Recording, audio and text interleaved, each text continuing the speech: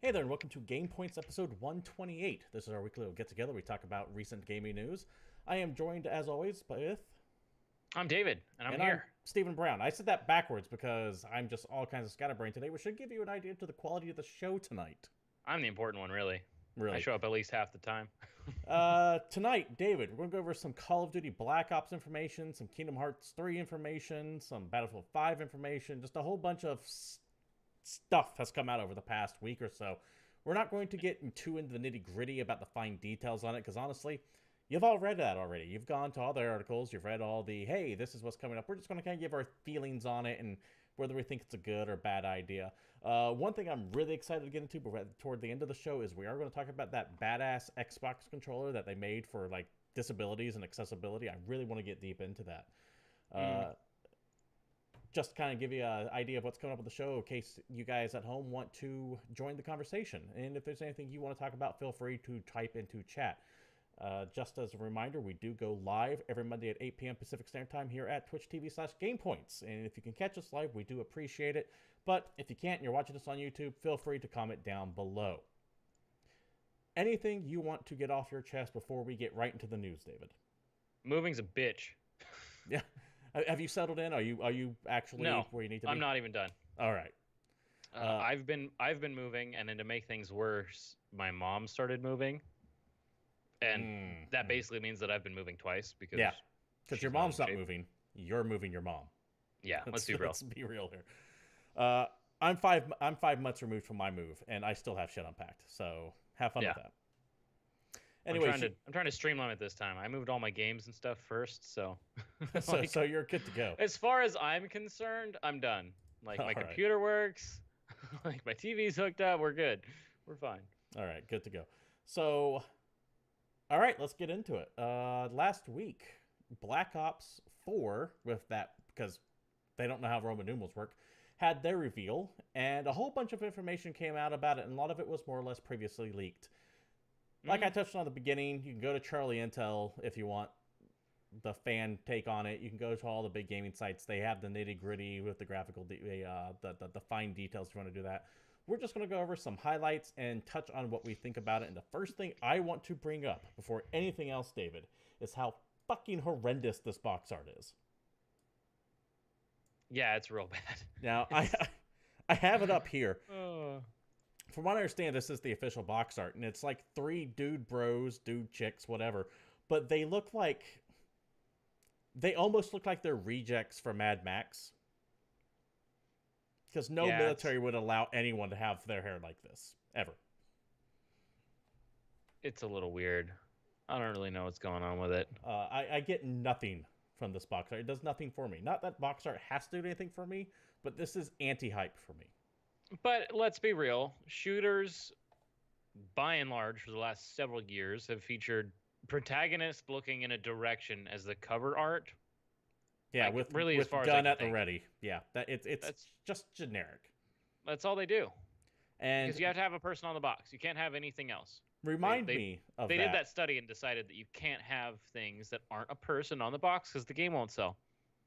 Remind me of this because it's going to bring up a point I want to make at the end of this discussion because it all ties in together. Okay, I'm not Possibly, going to. no, you're not. I'm going to try to remember it myself. Possibly the biggest information to come out from this is, of course, Call of Duty is chasing that battle royale gravy train with their blackout battle royale mode. Which is not surprising, I would say, in the No, least. I think everyone knew that was coming. That yeah. just made a lot of sense for Call of Duty to jump on. And we just kind of wanted to see what form it was going to take, and now we know slightly more. So here's the thing about that. I know we've been kind of hard on the battle royale mode, but if I'm actually interested in seeing how this shakes out, because for me, the two big battle royale mode games out right now, PUBG and Fortnite, are still really janky. Like they have a lot of issues. Fortnite, and I mean they're both Fortnite's still in early access. PUBG technically released, but it's still they're not polished at all. So I'm kind of eager to see what a battle royale mode with the polish of Call of Duty has behind it. And love or hate Call of Duty, those games are polished to a high sheen. Yeah, they usually look good and they play solid, which is why people come back in droves to play the multiplayer. Hmm. If those games all played like shit, they would have died a long, long time ago. Exactly. I mean, it's fun to hate on them, but let's face it, it's the best-selling game every year for a reason. Hmm. It is going to have land, air, and sea vehicles, which is unusual for Call of Duty when it's not stuck on a rail. So I'm going to be kind of interested to see how those shake out. And Pulling a battlefield. and one thing to take note, they did not mention how many players at once can be played on Blackout, which to me means it's not going to be 100 people. Mm. Yeah, I think there was a report that we might have talked about or me briefly touched on like a couple months ago where originally it was going to be like a 10-person battle royale or something very small, like the base multiplayer game that's actually just a free for all, I want which to say that report you're FFAs talking have about. existed, I want to say that you know? report talking about. I don't remember it. I don't remember the details of it. But I could have sworn it said something along the lines like that they were shooting for 50 players, but they had 20 stable.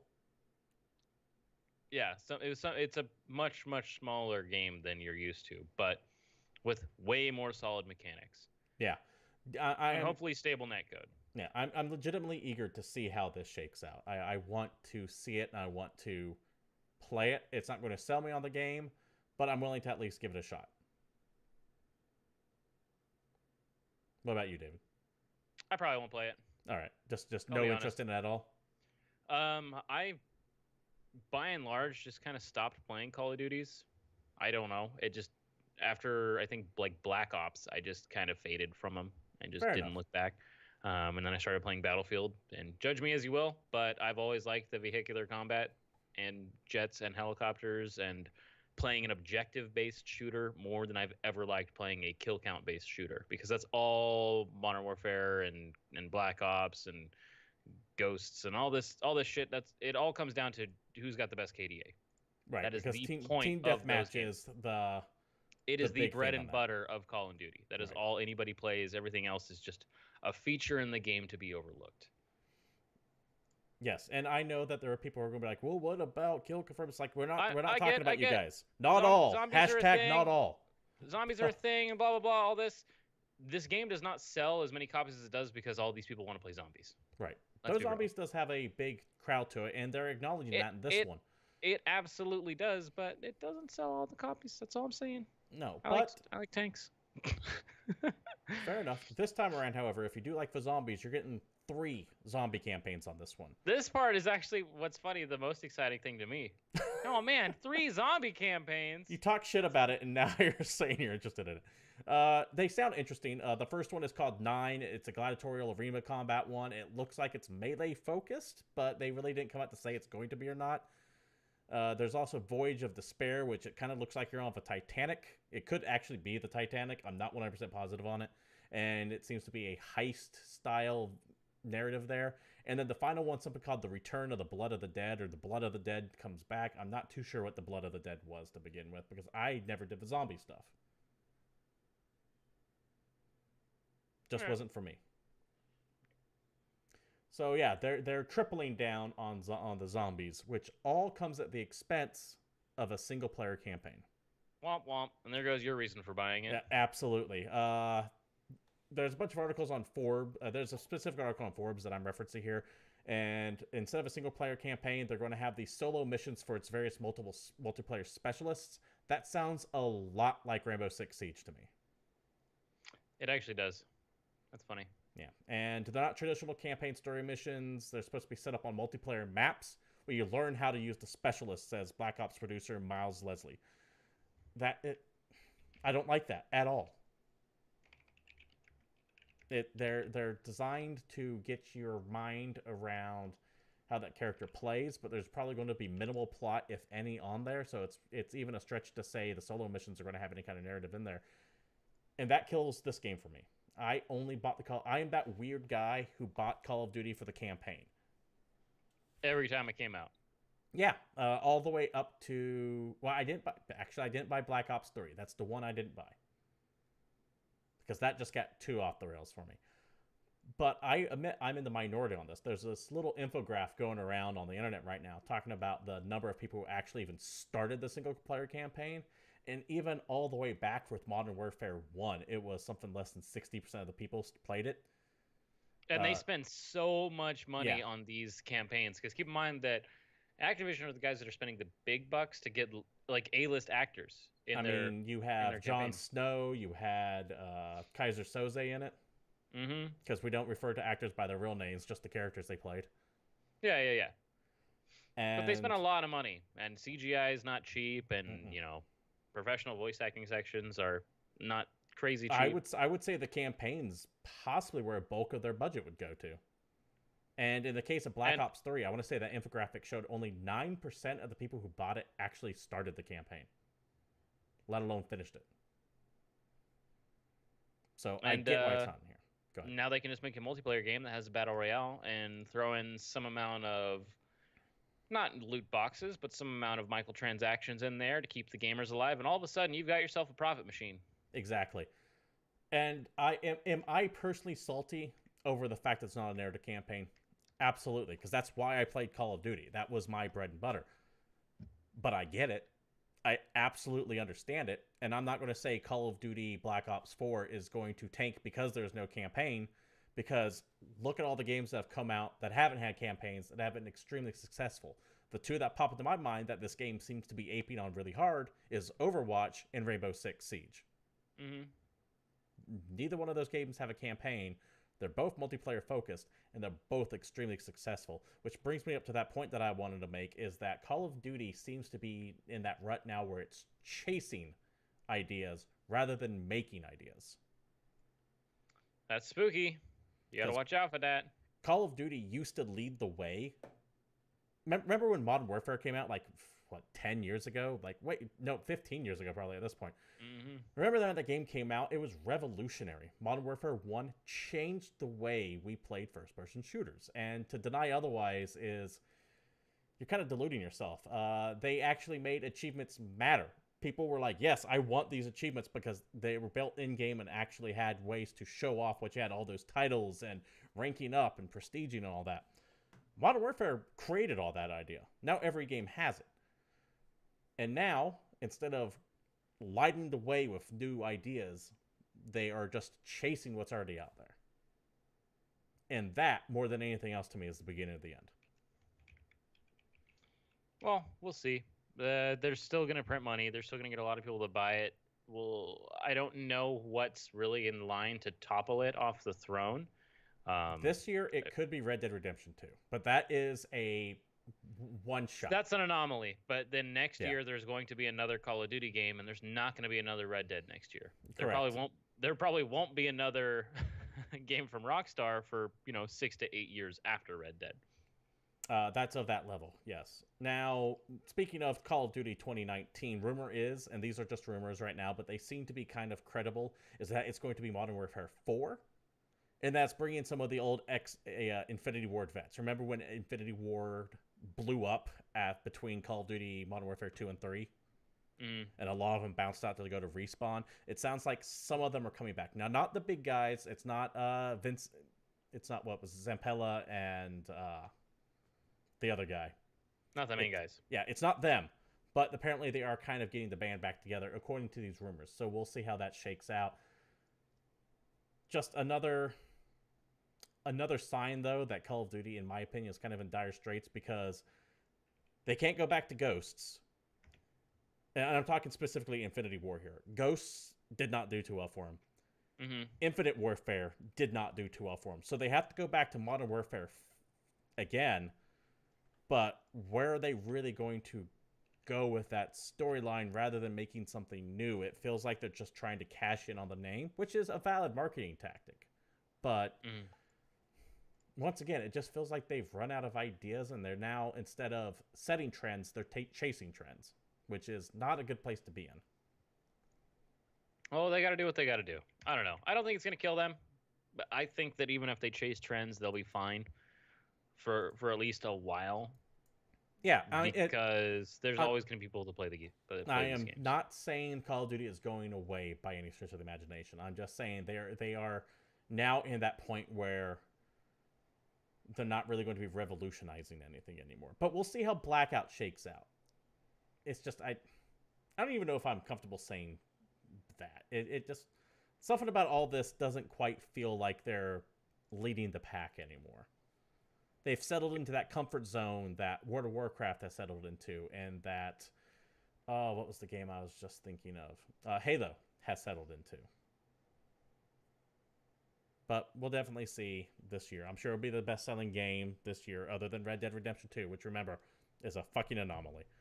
Yeah, that game's going to destroy it, I think. Yeah. What? Is it, though? Okay, hold on. I got to do something really quick. Okay. You go ahead and lead us on to the next thing. Okay. You have to look up some sales here. I need to look up something. I'm curious how Grand Theft Auto 5 did that year when it first launched compared to what Call of Duty did. I don't know if that's what you're looking up or not. Anyways, while he's doing whatever he's going to be doing, let's go ahead and talk about the next topic here. And not to be outdone, Battlefield's Twitter account is kind of chirping off saying that they have their reveal coming out this week. We have this little teaser, 19 seconds long. Let's see if I can't get it running here. Come on. You can do it, buddy.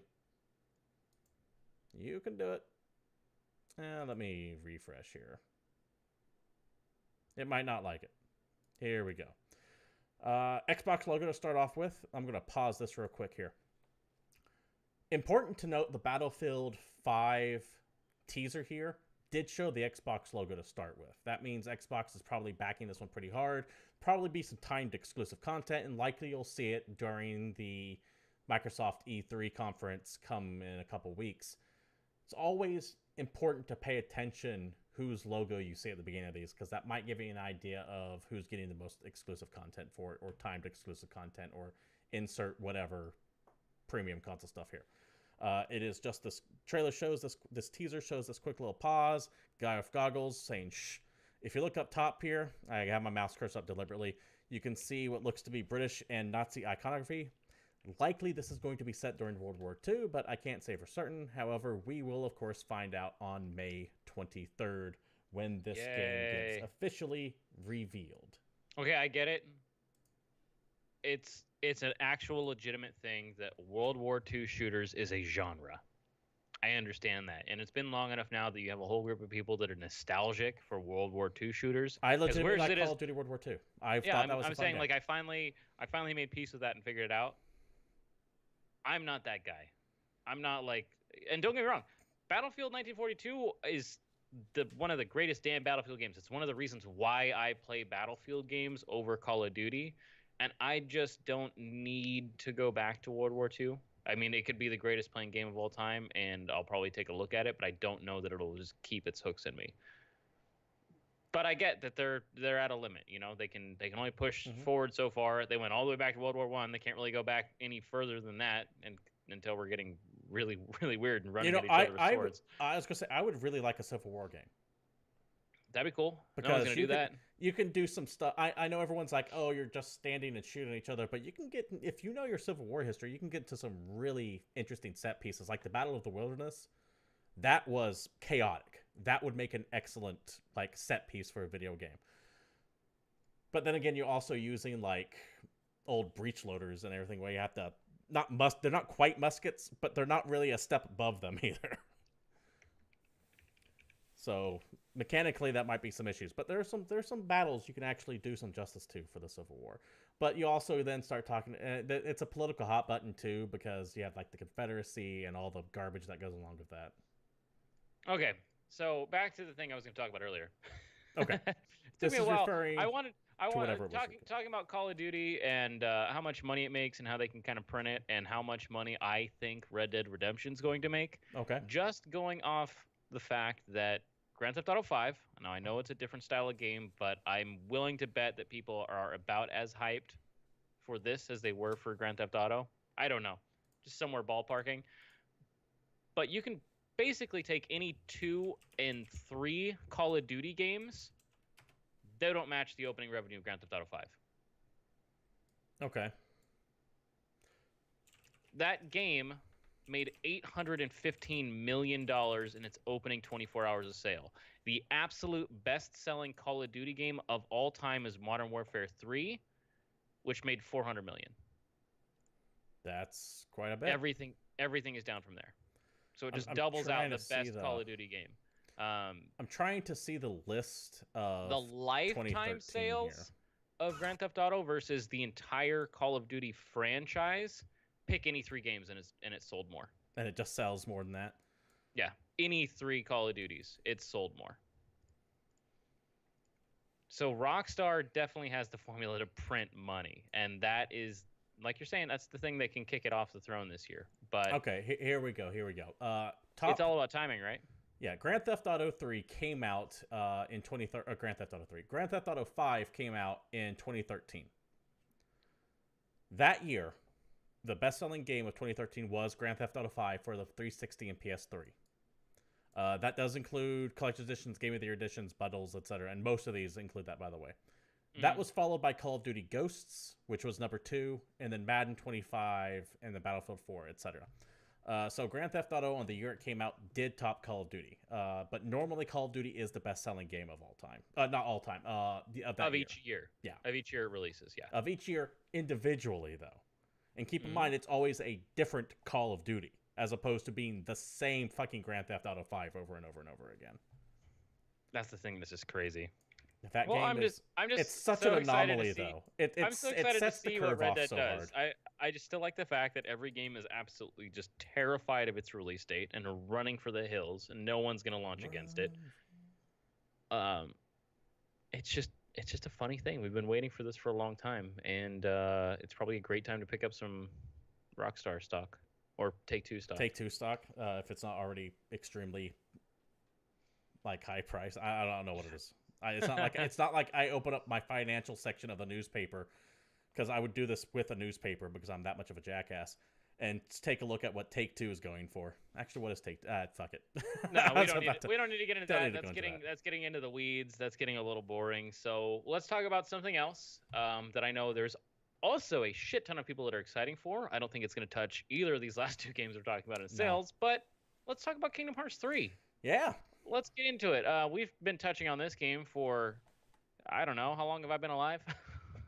At least since... How long has the show been going? At least since Kingdom Hearts 2, which I think we established was...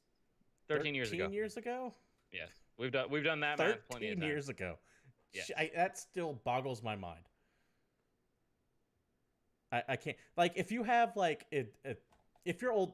We're at the point now where if you play Kingdom Hearts 2, in high school, you could have a 10-year-old son who was born after Kingdom Hearts 2 came out.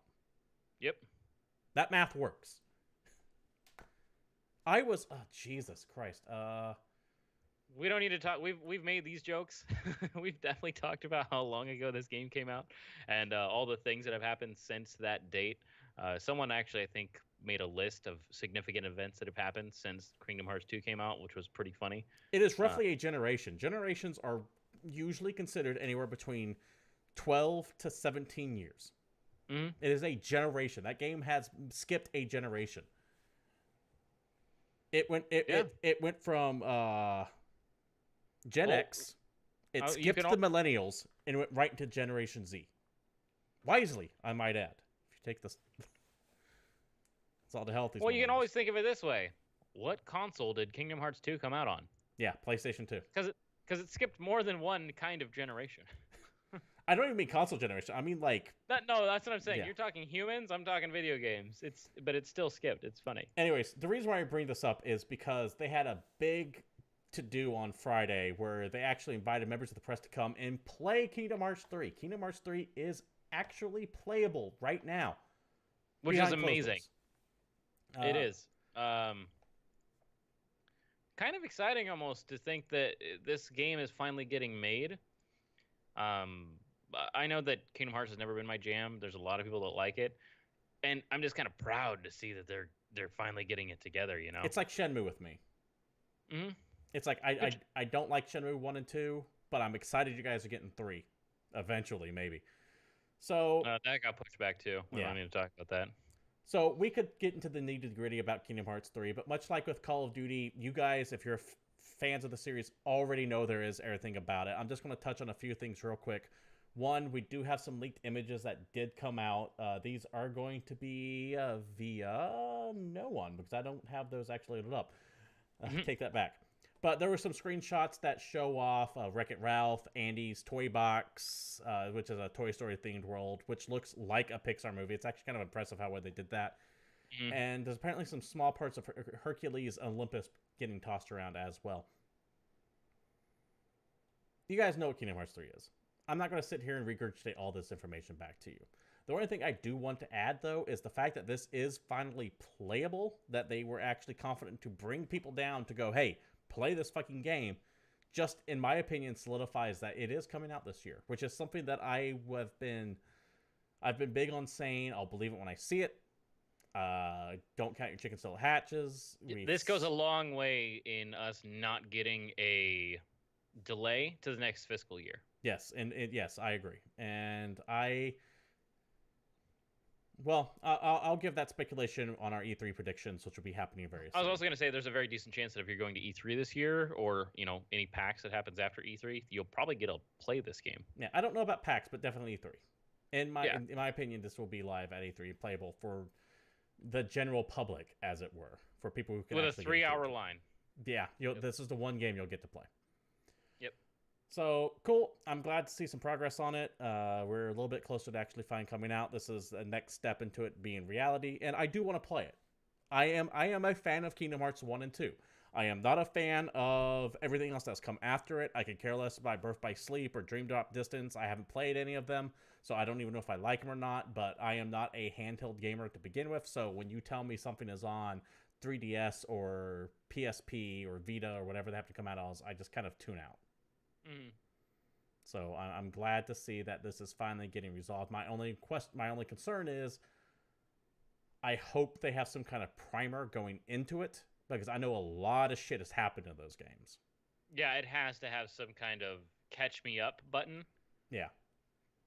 Because, again, this skipped an entire generation. There's going to be a whole bunch of kids that are like, oh, Disney video game, I need to play this, and have no idea what's going on because Square is good at making shit convoluted.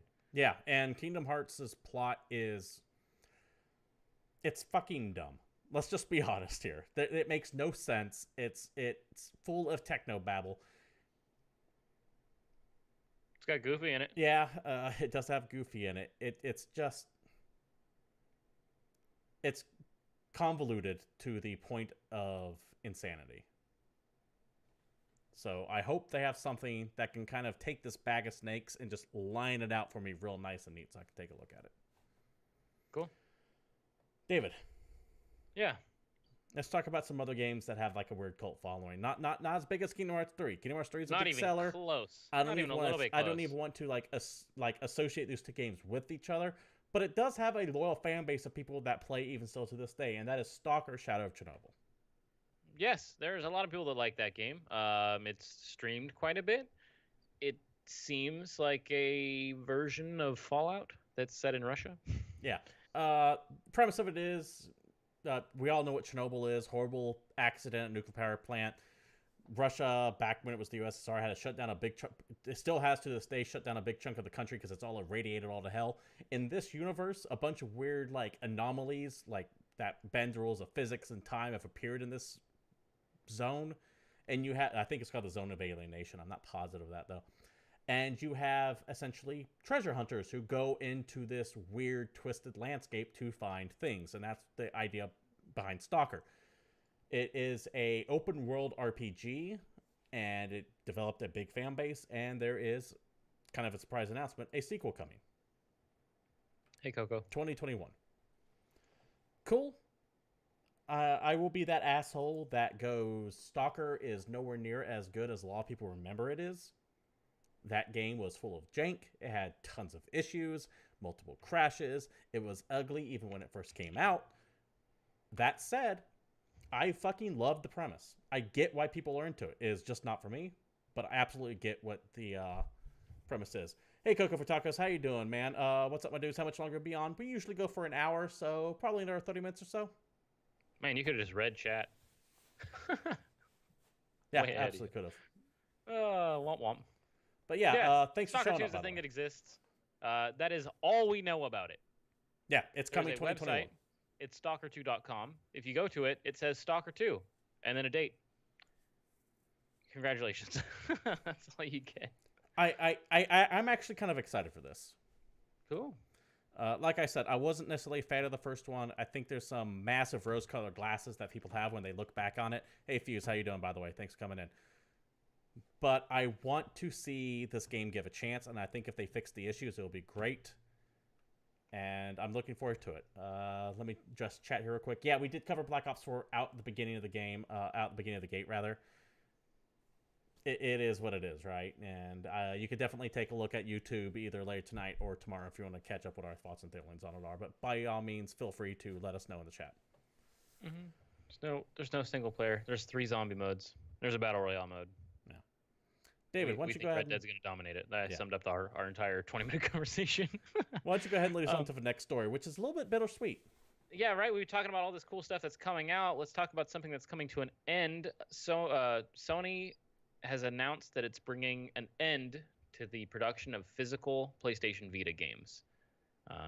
This is from our not actual friend, but nice guy Jason Schreier over at Kotaku that we plug way too often, but it's because he knows everything. Read Blood, Sweat, and Pickles.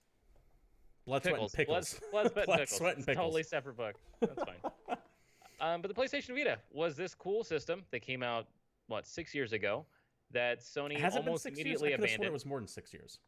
Well, all I know is it's a console that's dying because of Sony's hubris. They decided to take a flippin' awesome concept of a little handheld with a beautiful screen, and then they put proprietary memory cards in it that cost almost as much as any damn game you can buy for it, which is absurd when, SD cards just exist, and it's in everyone's damn phone, and you could just use that. Then they stopped making any of their own games for it, and they told third parties to fuck off. But then you got a whole bunch of people that still love it, and it became like an indie showcase where small games and visual novels and stuff that's like imported directly from Japan came, and people got a lot of playtime out of it. It sucks that Sony never really gave it an honest shake, in my opinion. The remote play feature could have been amazing. Like, it could have been a mini Switch before it actually happened if they'd pursued it. They just never did. And they're going to stop making physical games. Now, the big thing is this is only for Sony's American and European markets. Sony Japan is not stopping production of physical Vita cartridges, so those will still keep coming out. Are we sure about that? Yes, I am. Because it does not say that in this article. It is said in other articles. Okay. Because they're not the only ones that broke this story. Okay. Because fair enough. The article itself says that Sony's American European branches, quote, plan to end all Vita game card production by close of fiscal year 2018. It does go out of the way to say American and European branches. So, and the Vita is still popular in Japan.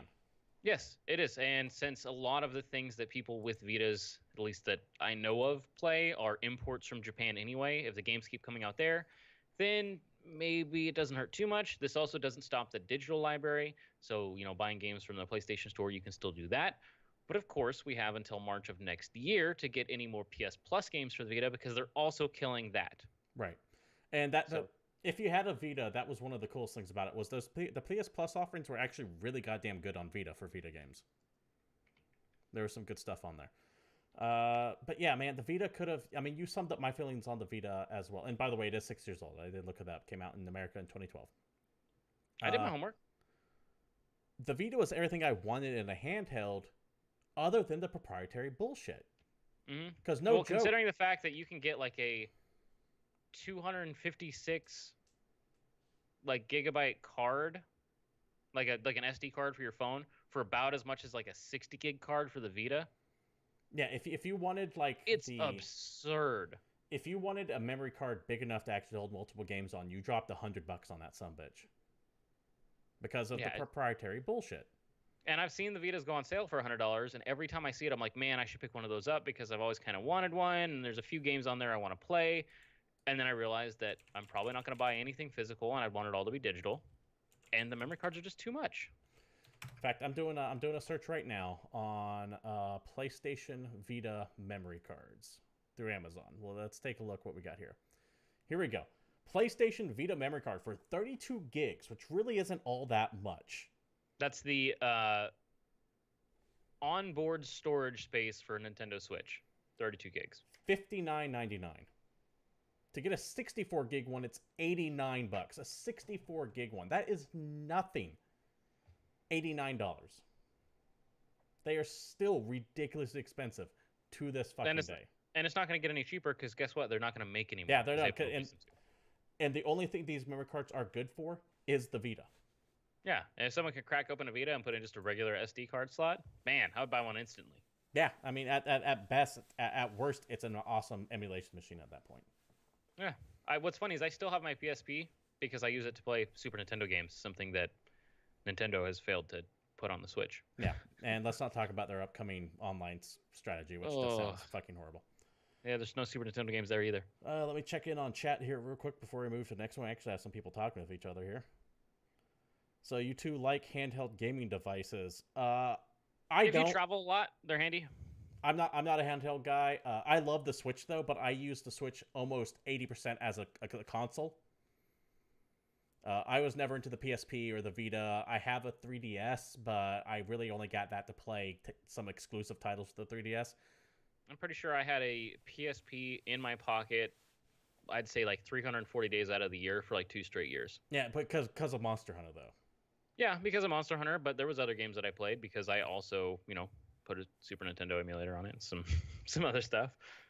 Fair enough. So, yeah, I mean, we're kind of both in the spectrum here. He was big into them. I was not, and it's just a shame to see the Vita get the stick that it deserved. It feels like Sony really screwed up on that one because of that hubris. Because remember, the PlayStation Vita came out around the same time the PlayStation 3 launched. Did it? Or am I thinking PSP? Either way, back when the Vita did first come out, they were still kind of in the old bad Sony days where they were kind of arrogant about everything, and you'll get a second job to pay this. And it was still 3 years. I want to say 2008 when the PlayStation... I'm getting my dates confused, and it's not important. I'm rambling now, and I'm getting all my dates confused and stuff mixed up. So let's not go and worry about that. And let's go ahead and just move on to the next topic. And this is kind of cool, even though it's already been done before, but no one knew about it. Speaking of handhelds. Yes. This article is going to come via Gamatsu, by the way. And Resident Evil 7 is coming to the Switch with a whole bunch of caveats. It is coming actually May 24th in Japan. That's a couple days from now. But it is going to be a cloud version. I'm going to read from the article here.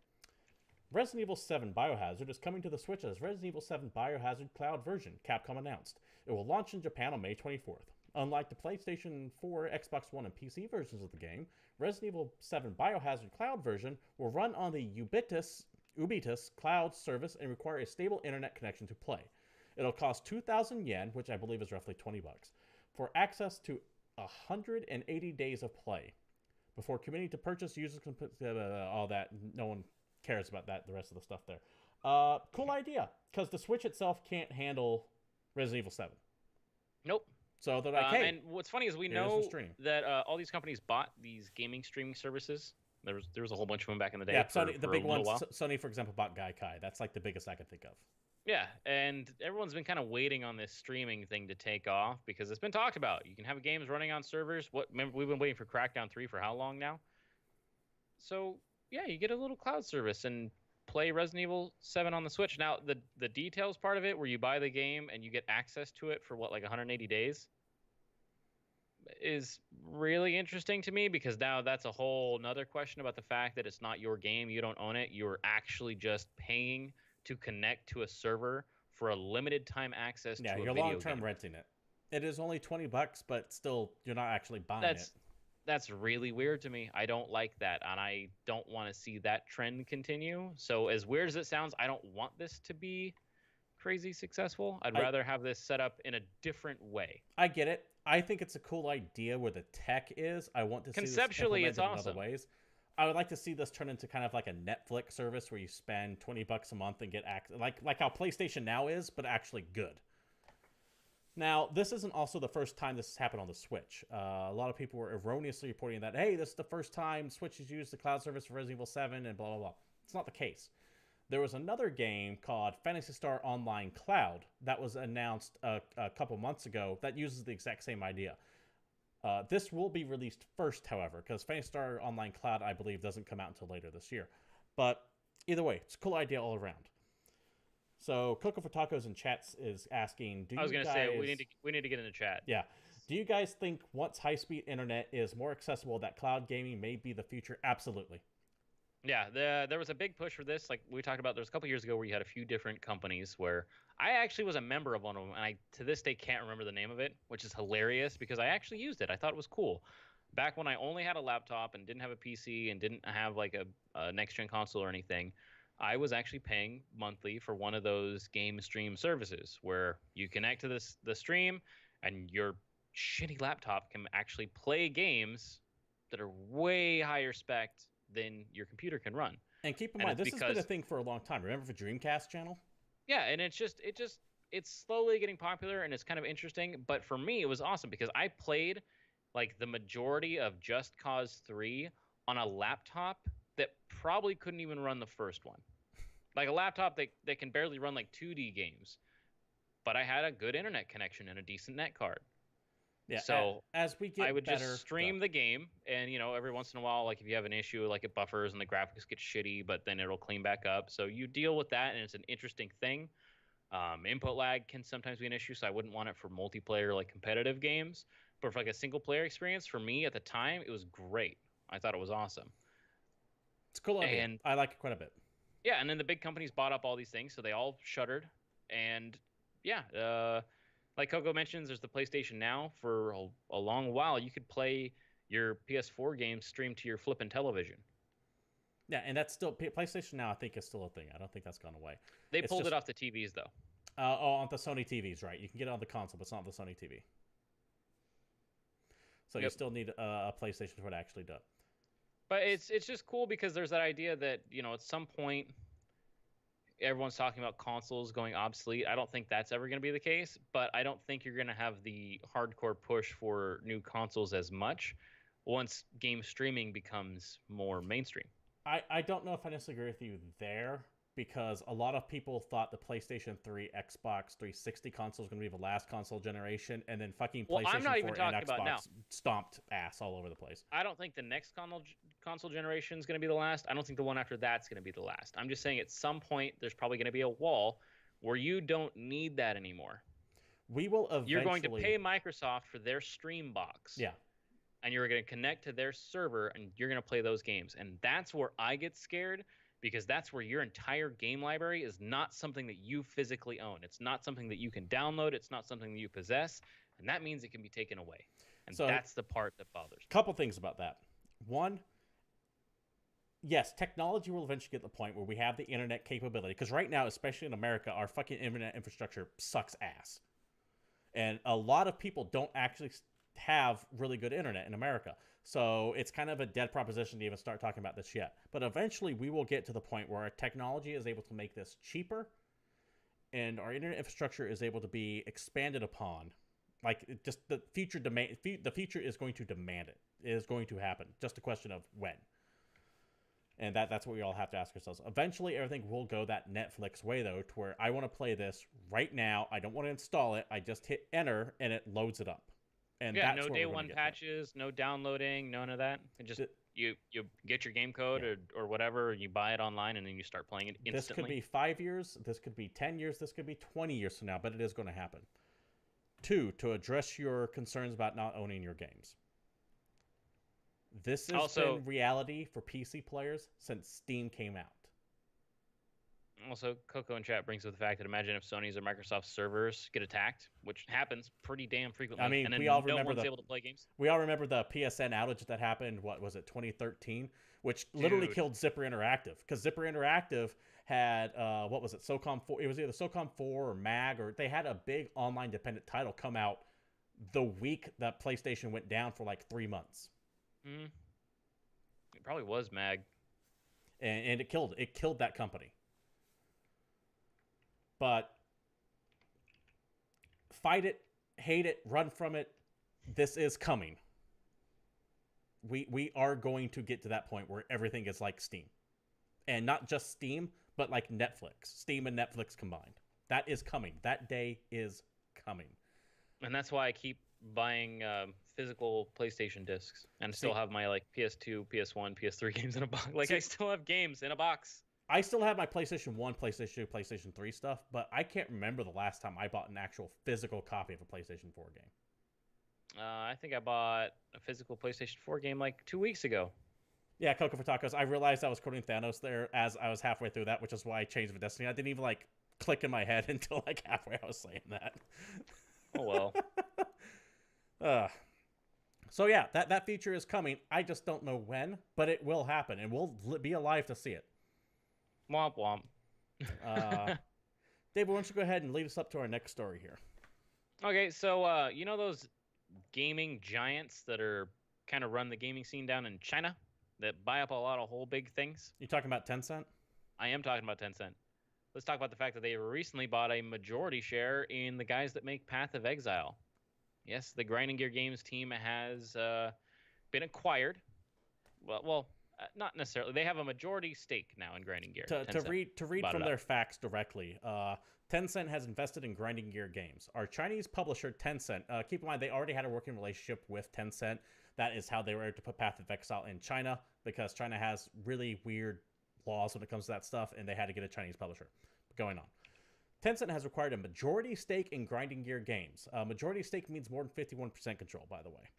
We will remain an independent company, and there won't be any big changes to how we operate. We want to reassure the community that this does not affect the development and operations of Path of Exile, so we have prepared answers to some questions you may have about the investment. You can go down here and read all this. They seem to be pretty open about what's coming up, and they're pretty much saying, hey, we aren't changing anything. Yeah, that's cool. For now. Yeah. But I mean, they bought Tencent's Riot Games, terrifying. and League of Legends has mostly stayed the same. Tencent is terrifying if you actually look. We've talked about Tencent before. They own chunks of Activision Blizzard. They own more than 50% of Epic Games. They own, I think they just bought some Ubisoft. I'm not positive on that. I think they partnered up with Tencent to keep Vivendi from buying them. I need to double check that though. Let me actually look this up here. Tencent. There's a list of shit that I used to keep handy just to read off what they have, and I don't remember what it is anymore. But they own a stake in a lot of stuff out there. So it's a company that few people in America have heard of, but I think more people need to know about, because they are starting to also, hit they like have hegemonic they have their control. own Steam, right? I think they talked about launching their own Steam. It could be like in China. No. It's already out. It's a Wii game. Oh yeah. Right.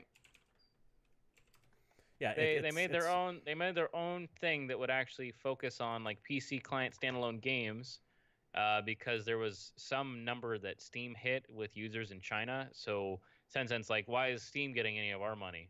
So they also have like WeChat and WeSure. Like that's a series. It's like a whole thing.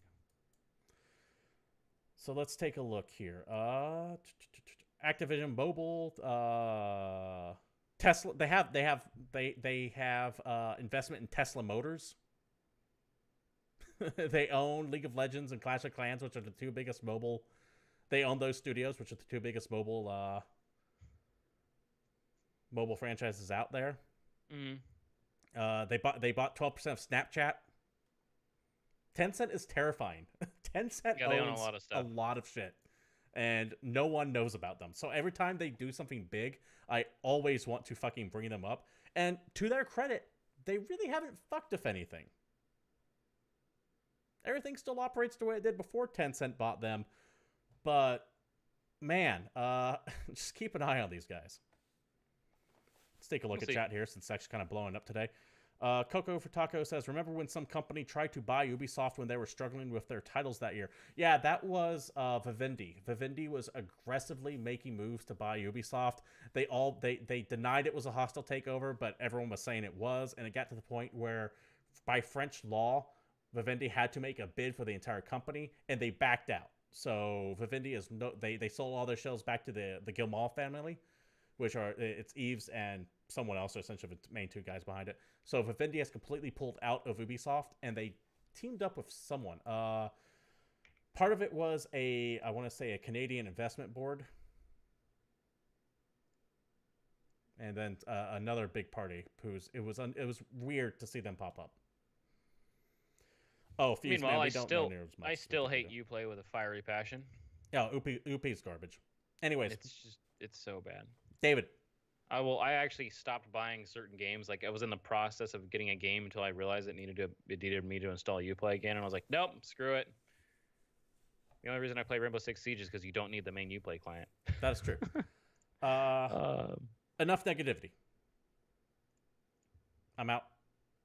Let's talk about something really positive, which is unusual for this show because we usually just Right? rant about bullshit.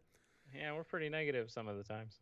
This is Mostly one of him. the coolest fucking things I've ever seen, and it's not even going to affect me at all. In fact, it's not even going to affect most of you. I'm willing to bet 90% of the 2 people that watch this show aren't even going to be affected by this at all. But it is this amazing Xbox controller that was announced last week. This story is, by the way, going to be linked in the description below. It's really long. I recommend everyone take a look at it. But Microsoft rather, has created this controller meant to be compatible with almost any kind of disability out there you can think of. Yeah, it's kind of crazy. This Xbox adaptive controller. You got the pictures up? Yeah, So I'm the working big on it right thing now. is that don't consider this to be a controller because it basically has like 2 big like haptic touch buttons on it. It's got a D-pad. It's got an Xbox button. But more importantly, it has like 29 plugs on the back side for really any damn kind of adapter that someone could potentially need. So it's made for people with really any kind of disability. Yeah. That you can customize, program, and use this as a central hub for whatever adapters and things they need in order to play games. And this is flipping awesome. Like, good on you guys for putting this thing together. And bringing gaming to everybody. It's so important. Yeah. Everybody should be able to play video games. You know what I mean? Brings us together. So I And hate the sometimes we marketing yell at speak each that other, goes but- along with that because everyone has like the same bringing gamers important. I hate the artificialness of the way that sounds. Just say this is a fucking cool idea, and it ain't for me at all. But I am so fucking down to have this out there. It's so cool. Microsoft is probably losing money on the development of this because exactly how many people are going to buy this. But as you can see, here's the hub for it. This is the Xbox adaptive controller. Again, they're just making the hub that's got some programmable stuff in it. Like, I don't think the hardware is going to be crazy expensive, and it's mostly for people that are going to plug in extra stuff. The price they say at the bottom of this article is $99, which is very cheap for everything that you're getting with this. But here's the hub itself: 2 big touch-sensitive pads. So in case someone like has like cerebral palsy or is missing an arm or something like that, they can kind of just rub against it. In the back, like you're saying, there is a slot where you can plug in a cord for each individual button to add more controllers to this thing that is more capable for people who can't hold a controller, who can't use a normal controller. So this thing is extremely tricked out. Here's the actual adaptive controller itself. They have this thing here called the quad stick, and it looks really weird, right? It looks like a joystick with a breathalyzer on the end. Well, that's because if you're paralyzed from the neck down, you can stick this son of a bitch in your mouth, and it knows based on how hard you're blowing or sucking in what input to do on the game. Like that, who came up with that idea? That's fucking amazing. Yeah, it's so cool. Yeah, this thing right here called the PDP joystick. It looks like a Wii nunchuck. But as someone who lost the ability to use his left hand for a while, nothing major. I just couldn't use it for like 2 or 3 days. But I'm a big gamer. Have you ever tried to play one-handed? That sucks. So having that ability to do things one-handed is amazing. Imagine if like you had a stroke and can't move your left side of your body, or you lost your arm, or you have like a birth defect and you don't have like you got like fused fingers or something like that. And then finally, you have this thing right here. Now, this is made by a third party, but it's compatible with this son of a bitch, called the RAM mount with AbleNet buttons. And this is from a company called AbleNet. And what this is that you stick your leg between the blue and the green buttons here, and then you kind of adjust to the size of your leg. And then you can wiggle your leg to impact those buttons, and those can be programmed to whatever buttons you need it for. So you can, like, say, make that, like, one is the right trigger and one's the left trigger. So if you want to fire your shotgun, you jerk your leg to the left. And if you want to reload, you jerk it to the right. It is... this is so unbelievably goddamn cool to me. Yeah, it's phenomenal. It's like the most exciting, like, happy piece of news that's happened this week, I think. Even with all the game announcements. And, like, we got an E3 coming up fairly soon. And this is, like, one of the coolest things. And you know Microsoft's going to take a massive loss on this. Like, a massive loss. Because there's no way they're going to sell enough of this to justify the research and development costs. This is a goodwill gesture. This is meant to get goodwill. Now wait for when they go Ultimate Goodwill, and they make it compatible with literally everything. Like you get a Switch adapter, you get a PlayStation adapter. I mean, it's probably going to work with PC inherently because Microsoft. But what if people just need a plug, and then all of a sudden it works everywhere? In fact, I know it can be used with PC because in that article it does mention as the most. Let me read a quote from the article. The most flexible adaptive controller made by a major game company. The device can be used to play Xbox One and Windows 10 PC games and supports Xbox wireless controller features such as button remapping. Mm-hmm. But this comes back to something I think we've talked about before. Game developers. It's 2018. Make damn sure that every single game you make has completely, from the ground up, customizable controls. You have no excuse. I'm not going to say you have no excuse, especially if you're a small developer team who's like maybe 3 people big or anything like that. I will never tell a company what they can and cannot do, nor will I judge them. Nor will I judge them for not putting that feature in there. I will do all of that. I can. That said, I don't know how difficult it is. I'm an ignorant person on the internet, and I will be mad at them if they don't do this thing I want. That said, it's really cool that if you do. So I'm not someone who's going to go, oh, fucking SJW is coming in and infesting with that. I'm like, motherfucker, this does... I get it. I don't like that either. I hate it when someone comes in and tries to shove political ideology on my face. This is not that. This is just them going, hey, here is this feature that is cool for people that are not you. It literally affects you in no way, and it's fucking awesome. This is a bit fun. Wait for me to find a happy article and somehow put in a bit of rage in there toward the end. Right? I keep waiting for you to twist it around, man. It's weird. Anyways, David, I want to see this thing in the wild. I want to see what people can do with it, but it's not coming out till later this year. Black Ops 4 isn't coming out till later this year. Kingdom Hearts might be later this year. But if I wanted to play something right now, this week, what do I have coming up? Hold on. Just respond in the chat really quick. God Don't worry about it.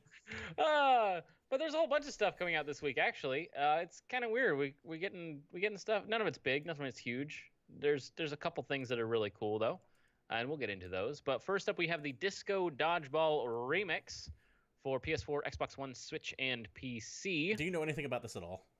Disco Dodgeball remix? Yeah. Yeah, it's a first-person competitive sports game that relies primarily on online play. This game actually came out a while ago, and it's coming out again on PS4, Xbox One, and Switch, and blah, blah, blah. That's the name of it, I imagine. Yeah, so it's got like more modes. But it's like an 8-player, team-based, competitive dodgeball game. You all right there? It's just absurd to me that they made a dodgeball game. I don't know. It's cool. You throw the ball at people, but there's like 21 different modes. There's a classic mode. There's elimination where it's like a free-for-all. There's a Grand Prix. I don't even know what that mode means, but it was in a list I was looking at. So there you go. Not Grand Prix, Grand Prix. Grand Prix? Is that what you said? No, it's definitely Grand Prix. Oh, okay. I heard Grand Prix, and I was like, what the hell? Grand Prix. Yeah, they just made up a word for it. I don't know what that means. It's a dodgeball game, though. Well, they made up Disco Dodgeball. They can make up Grand Prix. Yeah. What's funny is when I first saw like a trailer snippet, I was like, wait, why am I looking at Rocket League? Just because the art style like vaguely made me think of it for a second, but that's not really what it looks like. Sure, that's intentional. Some of the arenas kind of give you that vibe. Also coming out this week, we have Gorogoa. That's maybe how you say that. I don't know. This game is really, really pretty. It's on PS4 and Xbox One. It is completely hand-drawn, designed, and illustrated by Jason Roberts, which is probably a dude that some people know. I don't actually know all of his work off the top of my head, but his name is on the thing, and it's a puzzle game. So you solve all these different puzzles, and it changes, and it's got this own big narrative that's built into it. But the big thing is it's hand illustrated, and the puzzles are hand drawn, and the way the story unfolds, it's just. We had another really pretty game that came out last week that we were talking about. That was like a hand draw, more visual adventure style game. No, this is a hand drawn puzzle game, and just okay. I'll tell you how to spell it. Gorogoa, because I don't know how to say that properly. But just check it out on YouTube and just tell me that game is not pretty. At first blush, I'm looking at their page right now. At first blush, the art style reminds me a lot of Valiant Hearts: The Great War. Remember that World War One Ubisoft Arts game that came out? Yeah, I just think this game looks really cool because it looks like an old-timey just artist drew a bunch of random stuff, and there's a puzzle game in there. I don't know. I'm actually really into the aesthetic of this game, so. Yeah, it definitely looks cool. I'm digging it. Yep. Also coming out this week, highly excited for the fact that Mega Man Legacy Collection is hitting Switch. There are 2 of them. The first Mega Man Legacy Collection gets you playing the classic 8-bit games Mega Man 1, 2, 3, 4, 5, and 6. Legacy Collection 2 comes with 7, 8, 9, and 10. So those are the newer revival games, or at least a few of them are. I have no comment on these 2 because I may or may not be doing the review on it, and I may or may not be under an embargo, which may or may not expired yet. Have you played Mega Man before, Internet? Now you can play Mega Man on Switch. The fact that neither of these are a Mega Man X Legacy Collection means that I'm not as hyped as I could be for them. That is coming, by the way. I know, but I'm just telling you that these are the basic Mega Man games. So if you're like waiting for X1, X2, that's not this. Not this at all. There's a bunch of extra content. There's like time trials, remix challenges. You can listen to all the music. There's like a illustration gallery, all kinds of cool things that you can do. And apparently, if you plug in the Mega Man amiibo, there's more challenges to unlock. But I'm not here to sell amiibos.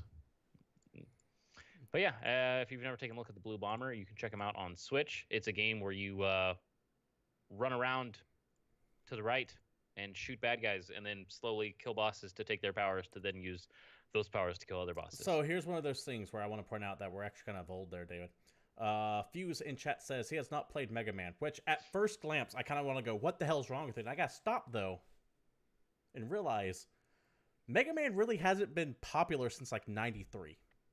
That's true. Well, I mean, the newer games came out recently, but let's be real. Who bought those? People who played them back in 93. Yeah, exactly. No, dude, don't be sorry, man. Don't be sorry. Never be sorry. I don't personally think that in 2018, the original Mega Man games are, and you can be mad at me if you want to internet, I don't think they're the most playable thing in 2018. They're rough to go back to. They're pretty damn challenging. The jump timing is a little absurd sometimes, but the idea of killing bosses and stealing their powers and then using those powers to kill other things is cool. I think the X series is a lot more fun. It's more streamlined. It's where you have the dash. It's where you have, a couple other moves that you can do. So I like those games better, but I just think they're just fun. You can learn the patterns. Back in the day, this would be the kind of game where you'd beat a boss and you'd get an actual code on the screen that's your saved game. Because sometimes the game there was a series of grids with circles in it. You had to remember what circle was where. Yeah, you gotta write down your save code, because if you load the game up again, it doesn't know where the fuck you were. You have that to is actually something that these collections do in. differently. They do have save states. Yeah, you can actually save these games, so that's exciting. Oh, okay, Fuse might not be as young as I thought he was. Either way, if you like classic gaming, take a look at it. But if you don't like classic gaming, it's not something you want to go take a look at, because I personally feel that they have aged very well. And I'm speaking about the old school Mega Man games. I have to be very careful with what I say here because I am technically under embargo right now. If you ever get a hold of like the original Mega Man 1, 2, 3, 4, etc., when they released, they were some of the pinnacle of platforming. They were really good and extremely challenging. And if you're not used to the way games used to play back then, you're going to find them extremely frustrating. More important than all of that, Mega Man X1 is super damn playable. If you like platforming games at all, if you like running to the right and shooting bad guys instead of just jumping on their heads, I still love Mega Man X. Now, that could be just pure nostalgia talking, but I think that game's fantastic even now. What else we got, David? There's a PSVR game coming out called One Piece Grand Cruise, which I think is based on that one animated television program. Oh, yeah, Dragon Ball. Yeah. It's all the same, probably, I guess. It's all the same. It's an interactive virtual reality game that's coming out in Japan and North and South America and Europe. It's an on-rails PSVR game set in the One Piece universe where I think the most you really do is shoot cannons at pirate ships. And the Kraken. You do shoot at the Kraken sometimes. Kraken. Yeah. on rails PSVR game set in the One Piece universe. If you don't like One Piece, or if you have no idea what the hell I'm talking about, that game's not for you. It definitely falls in the category of if you like one, you how am I trying to say this? If you're into it, you're into it, and if you're not, don't bother. Yeah, if you've never heard of it, this isn't going to sell you anything. What else we got? We're getting late. Dude, it's fine. Don't worry about it. We got Runner 3 coming out on Switch and PC. I actually really like the Runner games. It's the Bit Trip guys, right? Yep, Bit Trip Runner. It's the next continuation, so you still play as Commander Video. It's like a music-based platforming game where your character automatically runs to the right, and you have to time your jumps, your slides, your kicks to collect items, overcome obstacles, try not to die. So think of a endless runner style game, but set to a beat. And keeping your rhythm is essential to getting through the game. I've always kind of been a fan of rhythm games in general, so I think these games are a ton of fun. If you played like Crypt of the Necrodancer on Switch, and you really want something else that's rhythm-based that you can play on it, this is coming out. Yeah, rhythm-based is key there, because these two games really play different from each other. I want to stress that. Absolutely different. But if you like rhythm, you should play it anyway. And if you have no rhythm, maybe don't play it anyway. A game we talked about last week is finally hitting the Vita. Stardew Valley is coming out, so it's not completely dead yet. You got that? Not yet. It's the game where you farm and you get chickens and you hit on your neighbors, and Stardew Valley. Harvest Moon and all but name. Yeah, the Vita version does not get multiplayer. Also coming out this week, we got State of Decay 2 on Xbox One and PC. It's the open world zombie survival game where you play third person in an open world, and it's got co-op gameplay with up to 3 other people. But the earlier reviews so far are not painting a hugely pretty picture. It seems like the core gameplay loop of like going out to gather stuff isn't hugely satisfying, which is kind of a bummer. But this guy that says that it's okay probably didn't play it multiplayer because he's never played anything multiplayer on purpose. That is absolutely true. How fun it could be with 3 friends running around in a zombie apocalypse, doing nonsense, getting up to no good. So I roughly have 2 to 3 hours on Twitch here recorded on. If you want to go up to videos and take a look at it after the show, you definitely can. And it's me playing the game for, well, like I said, about 2 or 3 hours on my own. If you like State of Decay 1, you're going to like State of Decay 2. It is more of the same, a little bit more streamlined and a little bit more accessible, but still very obtuse to wrap your head around a lot of stuff. I really want to play this with someone else and see how it goes that way, because I think it would be amazing co-op. But as it stands right now, I cannot justify a $30 price tag on it unless you're already like an established fan of the series. Yeah, I guess. I don't know. I haven't played it. I'm really, like, if it goes on sale, I will probably try and get a couple people to play it with and just see what happens, because I think it could be fun. But if you're not into that, you can play Tennis World Tour on PS4, PC, and Xbox One. It's the new standard in tennis simulation games. It is. You can play as up to 30 different professional tennis players. You got to learn all the shots. You got to master your ground surface so your character doesn't slip. I don't think they slip. There's a career mode. you can hit the ball forwards and backwards. Remember when Top Spin was good? Yeah, dude. Remember Pong? This is Pong in 3D. The very first damn game. I hate you. Is getting a sequel today. It's called Tennis World All right, Tour. this is where I date myself. The very first game is not Pong. The very first game is called Space War, and it was developed by 2 college students on an oscilloscope. Yes, I'm aware of the fact that the father of gaming is not actually the father of gaming, and we can get into that discussion at some other time. Let me make my damn jokes. No. All right, whatever. Also coming out on Switch, we got Arcade Archives Icky. Yeah, man, if you says it right, man, you weren't there. I didn't lose a leg in Vietnam, so some redhead kid could smart off to me about what the first game was. You didn't lose a leg in Vietnam. Yeah, I know. I said I did not lose a leg in Vietnam. Anyway, this Arcade Archives Icky game is apparently a game that came out from Sunsoft in 1985.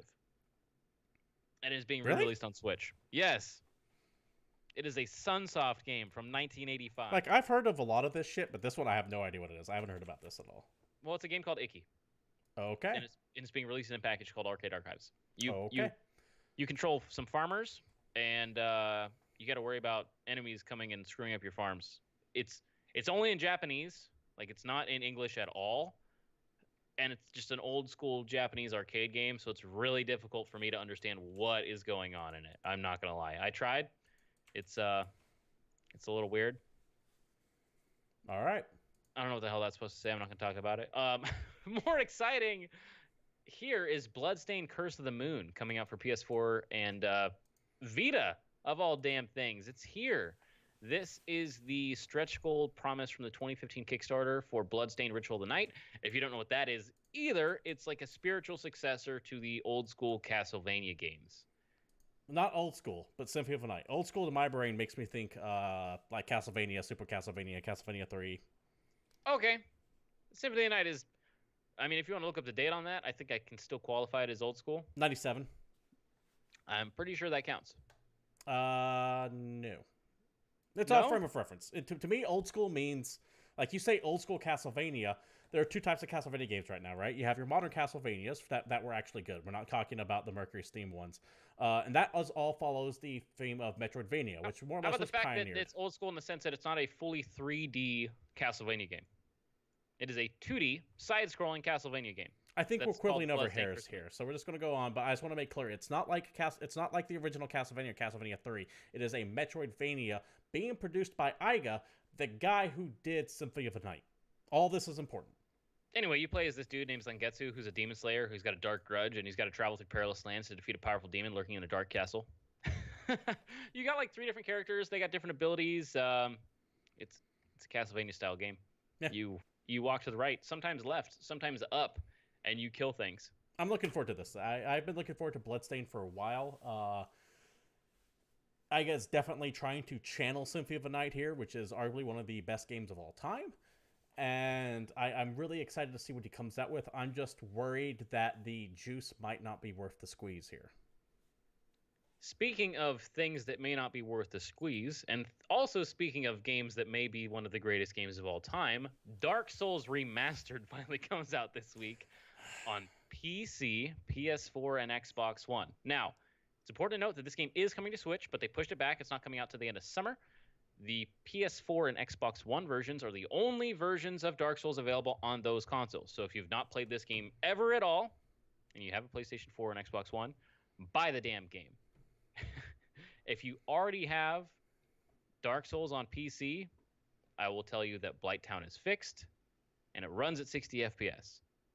But I don't think it's worth the money if you already own it on PC. Are they not doing an upgrade if you already own one?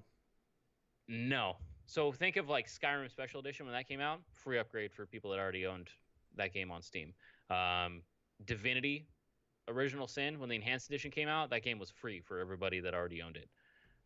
Dark Souls Remastered, if you already own Dark Souls on PC, it's $20. And there's a lighting adjustment, and they finally optimized the damn game so it can run stable at 60 FPS, and you can finally adjust the goddamn resolution so you play the game at 1080p. Both things that were fixed by modders. Now, it's true that the mod fix for 60 FPS on Dark Souls didn't work because like roll distance was screwed up and there's a bunch of stuff that was frame locked, so it didn't work out that way. But the thing that really pisses me off about the remastered version is they're pulling the Scholar of the First Sin version of Dark Souls off of Steam and replacing it with this. You cannot buy the old version of Dark Souls anymore. You cannot play the game that has years worth of mods as this is released. You can play Dark Souls Remastered. That's what you get. The modding scene has to start all over. Lame. Yes. Lame. But Dark Souls, I think I've talked about several times. It's one of my favorite damn games. It's difficult, but it's a like pattern memorization game. So yes, you're gonna die a shit ton, but once you start to figure out what enemies do, it's kind of rewarding to get through the game and kill bosses rewarding. And get better. Like there are a few moments of gaming that I take. Can be fun, but I mean, Dark Souls has got some really broken things, and all the really cheap stuff is not anything they fixed. Like the core gameplay that wasn't fixed, you can still like chain backstab people, and there's a bunch of bugs that are like still in it. But it looks better. So there have been few moments in gaming that have made me so ecstatic than when I'm playing a Souls game. And my experience with this mostly comes from Bloodborne. But when you finally see a boss for like the first time, and if you're able to nail that son of a bitch on the first go, you feel like a god. Mm. If you're trying to give it another shot again, Fuse, just keep in mind, one, it is not for everyone. There is a big chunk of bashing your head against a brick wall because these games are deliberately obtuse. They will go figure it out on your own. The story is not in the game. The story is like in the item descriptions. The story's in just kind of like looking at the world and figuring it out. There's like a huge, rich lore for the Dark Souls games, but none of it's actually like fed to you. It's actually kind of confusing to go in blind and walk through and just like not know what's going on. But the first time you get to on Orlando is just awesome.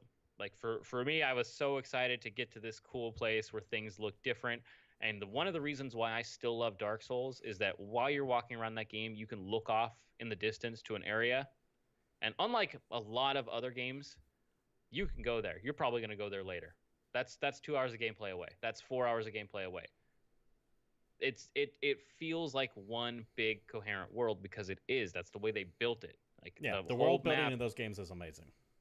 Not in those games, in Dark Souls, because the whole map flows together and it's one big You're right. Not Dark Souls 2. Dark Souls 2 is a bunch of little chunks that felt like nothing. They weren't related to each other, which is why a lot of people don't like that one as much. The co-op the PvP is better. But that's a whole nother thing. But when I made that, it was like Dark Souls 3 definitely does it that way, and Bloodborne very much does it that way too. Yep.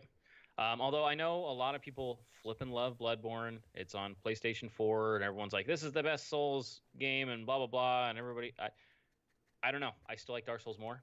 But everybody that seems to love Bloodborne loves the pacing and how fast it is and how quick it is and the fact that it's a parry-based game. I like the slow, methodical plotting combat of Dark Souls. I like the fact that every swing feels like it has a ton of weight to it. If you don't take your time and find your opening and swing your sword, you're going to get punished, and you're going to get punished really bad. And I just flippin' love it. I can't get enough. Personally, I'm waiting for the Switch release because I love the idea of having this game on the go, but that's enough gushing. I don't need to get any more of this. There are other games coming out this week. Before we talked about the last two games coming out, you should take a look at Kingsfield, which was From Software's predecessor to Dark Souls. It was old game, but it's kind of what turned into that. Just take a look at it and let me know what you think. Yep. Yeah, I'm waiting for the Switch version. I'm going to buy that one. We got two more games coming out this week, David. Let's go ahead and bring it on home. Well, let's talk about David Cage's new game, Detroit Become Human. Yeah, I'm looking forward to that. This is the next game from Quantic Dream. They've put together, let's see, Heavy Rain, Beyond Two Souls. Back in the day, they did Indigo Prophecy, also known as... Fahrenheit. What? Fahrenheit? Yeah. Indigo Prophecy in America, Fahrenheit across in Europe. That game was fantastic for the first 2/3. The ending completely jumped the shark, and I hated it. Like your serious detective game turned into the fucking Matrix for no reason. I am really looking forward to Detroit Become Human because I actually like a lot of Quantic Dream does, but they have an extremely spotty track record. For example, their last game, Beyond Two Souls, kind of crap. Cool idea, horribly implemented. This game looks awesome because it's like discussing the where AI sits and if robots have like feelings and how law should deal with them. And it looks. Did you see the original gameplay demo from a couple years ago? Or did you play it? No, I didn't play it, but I did see it. Because I actually did get my hands on that, and I thought it was really cool the way you can approach a scenario. Because the opening demo is you're a robot and you're showing up to a situation where a robot's like gone off the rails and killed the family that he was working for. Oh, is this the hostage one when he's like standing next to the pool? And you're there to like either try and talk him down or just shoot him in the head. And there's a million different things that you can look at and you can learn about him and you can kind of branch all these dialogue trees. And there's a bunch of ways to resolve the situation. Everything from everything's happy and everything's great to everybody dies. Just based on your choices and the way you approach the situation. And that's really damn cool. I'm not positive, but I believe it was either last month or this month on PlayStation 4. Their PlayStation Plus offering is Heavy Rain, which is made by the same team. It's going to give you an idea of how Detroit Become Human plays. And there is a demo for Detroit out right now. Heavy Rain is one of the best PlayStation 3 games I've played. I recommend everyone taking a look at that, and you'll get an idea of how Detroit should play out. That said, remember, Beyond Two Souls was the game before this one. That was kind of crap. But yeah, I'm definitely looking forward to this. That comes out Friday. And the last game coming out this week is Pixel Junk Monsters 2. Super excited for this.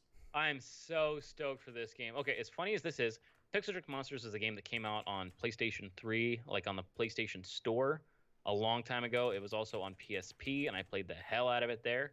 I think it was later released on Steam and a couple other places. But it is a kind of simple-looking, pretty good-looking real-time tower defense game. And it's just fun. Tower defense games are cool. At least they were back in the day, and this is one of the good ones. Yeah. And we're getting a new one, Pixel Junk Monsters 2. It looks way better than the first one did. And I'm going to play it just because I loved the first damn game. If you don't like tower defense, this does nothing for you whatsoever. It's exactly what you think it is. You have a base, monsters start walking at your base, and you need to put stuff in the way that kills them before they take you down. And it's solid. At least the first one was. Yeah, I didn't even know it was coming out today. I could be totally wrong. Maybe wait for a review. Don't take my word as gospel. But I mean, I'm probably going to buy it. So if you really, really want to know, just check back in next week, and I'll tell you how good it is. I think that does wrap things up, by the way, here. Unless you have anything you want to add. I think I'm actually good for now. Right. I will add this. If you have not seen it yet, I highly recommend Deadpool 2. I haven't. My wife has, but I do want to take a look at it. It is a game it's a movie that I think actually improved over its predecessor, which is weird because I love Deadpool. Before we wrap up here, I was asking chat what some of my favorite games are, so I'm just going to give you a quick list. Final Fantasy IV and Final Fantasy VI, System Shock 2, Deus Ex, the original, Thief, the original, Baldur's Gate 1 and 2 are all fantastic. I love me some old school Mario, specifically Mario 3 and Super Mario World. Chrono Trigger is amazing. If you want something a little bit more modern day, The Last of Us is possibly one of the greatest PlayStation 3 games of all time. I could argue it's probably one of the best Sony games ever, too. And let's see, something a little bit more recent. If you want something like within the past year or so, Horizon is one of my favorite games. Doom 2016, the 2016 version of Doom is also amazing. So hope that kind of gives you an idea of what some of my favorite games are there, Fuse. Anyways, this has been GamePoints episode. Man, I like how I had one game. You get this whole big list. That's messed up. I'm the guy that runs the show, dude. Oh. And to be fair, I was asked specifically. He did ask what I wanted specifically. That's true. So this has been GamePoints episode 128. We do broadcast live at Twitch TV every Monday here at 8 p.m. Pacific Standard Time at Twitch TV/GamePoints. Feel free to join the conversation. We try to take information from chat when we can, and we try to answer your questions. And if you have anything you want to bring up, we'll try to get to it in the show. If you can't watch us live, tune into our YouTube page. Just type in GamePoints one word, and we should pop right up there. Regardless of where you happen to be watching us at. Like, subscribe, comment, thumbs up, thumbs down, whatever you want. And if you happen to be on Twitch and want to throw a couple bits or a sub my way, I'd appreciate it. Once again, thanks for chat for showing up. We actually don't get too active of a chat, so it's really cool to see that going. I am Stephen Brown. You can follow me at CapitalistPig21 on Twitter. David Smith over there at _story. And until next week, this has been GamePoints, and we're out of here.